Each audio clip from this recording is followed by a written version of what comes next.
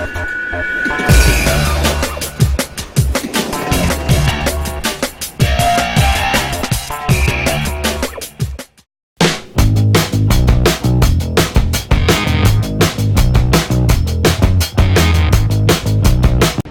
demographic of the mid-size sedan shopper has been changing over time, as I've said before, and that's exactly why Nissan decided to do something very bold with the 2019 Nissan Altima.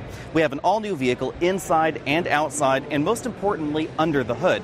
We have two engines now available for 2019, a 2.5-liter four-cylinder engine that's all new, and a variable compression turbocharged engine borrowed from the Infiniti lineup. Making it even more interesting for 2019, Nissan is also going to be offering all-wheel drive for the first time in the Altima, adding this to a very select number of mid-size sedans available in America with that particular feature.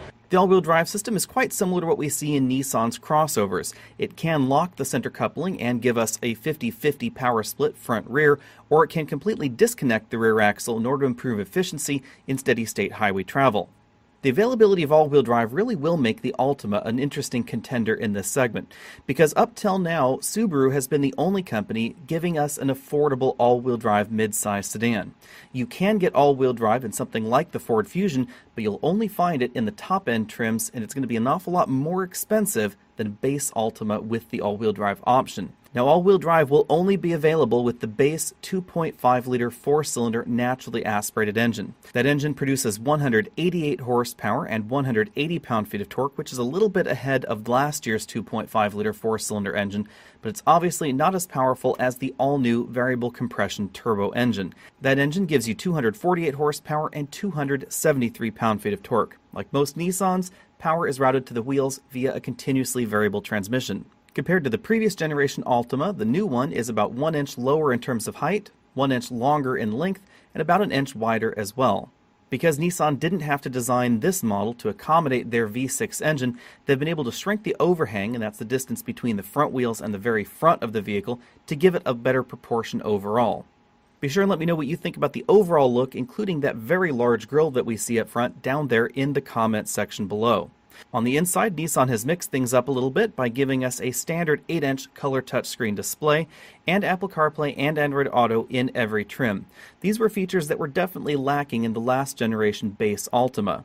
Honda and Toyota have been very aggressive at putting their latest active safety systems in all trims, including the base trims of their mid-size sedans. So for 2019, Nissan is doing some of the same. We get automatic emergency braking in the base model, as well as collision warning, and a system that detects whether the driver is fatigued or not. But we don't get radar adaptive cruise control in the base model like we do find in some of the competition. However, you can get that optionally in some models, and it's standard in SV, SL, and Platinum grades.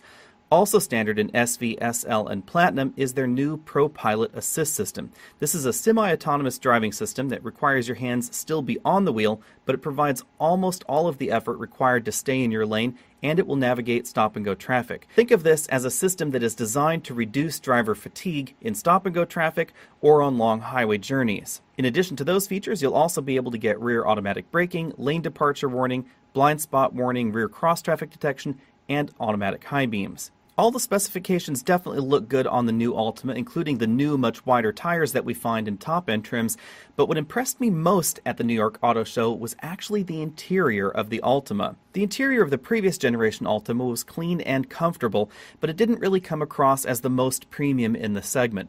But based on our impression of the new 2019 Altima here at the New York Auto Show, the interior really will give the Honda Accord and the new Toyota Camry a run for their money. We will, of course, have to wait till we can get our hands on one to give you a final verdict, but expect the Altima to be very comfortable and be one of the better deals in this segment. That's something that we've seen out of the Altima in the past, and I don't expect Nissan to drop that for the new model.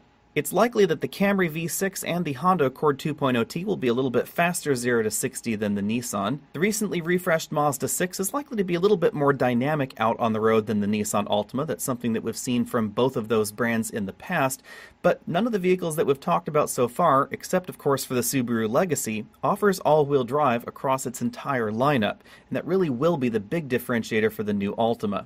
Nissan hasn't said exactly when the Altima will go on sale, but expect to see it in dealer lots at the end of the 2018 calendar year.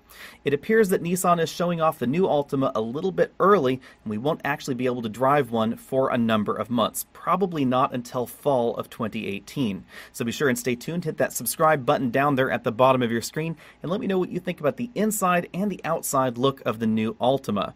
So far, I really like what I'm seeing out of the Altima. We have a front end that I think is a little bit more attractive than what we see in the current generation Honda Accord or the Toyota Camry. And it appears that Nissan is not giving up on interior comfort, especially that back seat, where we have seen vehicles like the Honda Accord reduce headroom, or the trunk, which has always been a hallmark of the Altima. And if you're looking for a really great buy on a base model, the Altima might be that as well, because Nissan is not giving us all the same level of feature content in that base model that we do see in the Toyota and the Honda, and that likely is going to make its base model notably less expensive.